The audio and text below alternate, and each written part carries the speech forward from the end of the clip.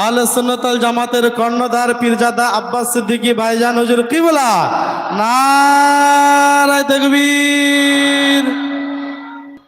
এরপর বরণ করে নেব আহলে সুন্নাত ওয়াল জামাত সংগঠনের সহ সম্পাদক পীরজাদা বাইজিদ আমিনী সাহেবকে বরণ করে নিচ্ছেন মোহাম্মদ আলাউদ্দিন ভাই। তাকবীর দে, নারায়ে তাকবীর, নারায়ে তাকবীর। আহলে সুন্নাত ওয়াল জামাত, আহলে সুন্নাত ওয়াল জামাত পীরজাদা বাইজিদ আমিনী সাহেব, পীরজাদা বাইজিদ আমিনী সাহেব, নারায়ে তাকবীর। স্টেজে উপস্থিত একাধিক আলেম ওলামা ও বিশিষ্ট সমাজসেবী তাদেরকে একে একে বরণ করে নিচ্ছেন। এখন আপনাদের সম্মুখে বক্তব্য রাখছেন ফুরফুরা শরীফ আহলে সুন্নাত ওয়াল জামাতের সহ সম্পাদক পীরজাদা বাইজিদ আমিনী সাহেব।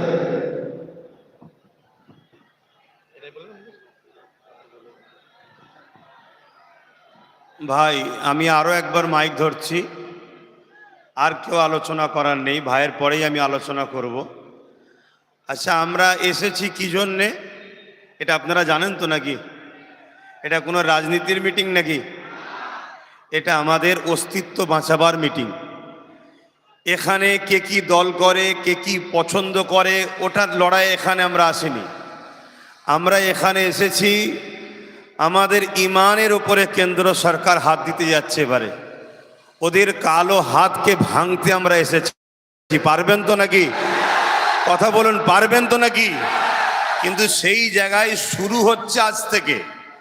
এ লড়াই কিন্তু অনেক দিন কারের। পারবেন না আবার আমাকে নাবিয়ে দিয়ে সরে যাবেন, কেন অনেক রিকোয়েস্ট করেছে ছেলেরা। নিশ্চয়ই আপনারা জানেন আমি এসব বিষয় থেকে অনেকটা দূরে সরে গেছিলাম, কেন আজকে যা ঘটছে 2013, 14, 15 সব আমার বলে দেওয়া আছে। সোশ্যাল মিডিয়া খুলবেন, 13, 14 ওয়াজ আমার শুনবেন, সব বলে দেওয়া আছে। আমি সব আল্লাহ কারে বলে দিয়েছি। আজমির শরীফলে কি হচ্ছে, মসজিদে কি হবে, কবরস্থানে কি হবে, তোমাদের কবর হবে না পুরানো হবে, কি ষড়যন্ত্র সব বলে দিয়েছি। তারপরেও কিন্তু আহলে সুন্নাত ওয়াল জামাতের রাজ্য জুড়ে যারা নেতৃত্ব আছেন, বিশেষ করে আওলাদে আল্লামা বাইজিদ আমিন ভাই অনেক রিকোয়েস্ট করছে, ভাই 2-4টে মানুষের জন্য মন খারাপ করলে হবে না, আপনাকে নাপতে হবে। তা আমি নেবে কি অপরাধ করলাম না তো? আজকে 6 ডিসেম্বর, এই দিন আমাদের ঐতিহাসিক বাবরি মসজিদ গেছে। এই দিনকে স্মৃতি করে আমরা শুরু করছি। ইনশাআল্লাহ ততদিন পর্যন্ত আমরা এই প্রতিবাদ ছোট বড় করে চালিয়ে যাব যতদিন না আমরা আমাদের বাবরি মসজিদকে ফিরে পাবো। রাজি কারা আছে হাত তুলে দেখান। ইনশাআল্লাহ পারবো না? পারবো না? কথা বলুন, পারবো না? পারবো না? এর একটা ছোট্ট নমুনা দিয়ে ভাইকে দিচ্ছি। মসজিদে আকসাকে নিয়ে নিয়েছিল সেলিবিয়ারা, মসজিদে আকসাকে সেলিবিয়ারা দখল করে নিয়েছিল। 9 বছরের সালাউদ্দিন আইবি বলেছিল, ইনশাআল্লাহ এই মসজিদে আকসা আমি উদ্ধার করব এবং সেখানে একটা সুন্দর মেহরাব লিজে লাগাবো। ইনশাআল্লাহ সালাউদ্দিন আইবির দ্বারাই ওই মসজিদে আকসা একদিন উদ্ধার হয়েছে।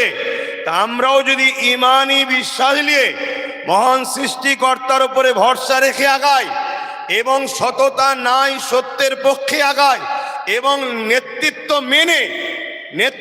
মেনে যদি আগায়, মুনাফেক যদি চিনে আগায়, ধোঁকাবাজ যদি চিনে আগায়, ইনশাল্লাহ আমিও বলে যাচ্ছি সেদিন বেশি দূর নয় যেদিন বাবরির জায়গায় আবার নতুন করে সুন্দর কারুকার্যের বাবরি মসজিদ গড়ে উঠবে ইনশাল্লাহ।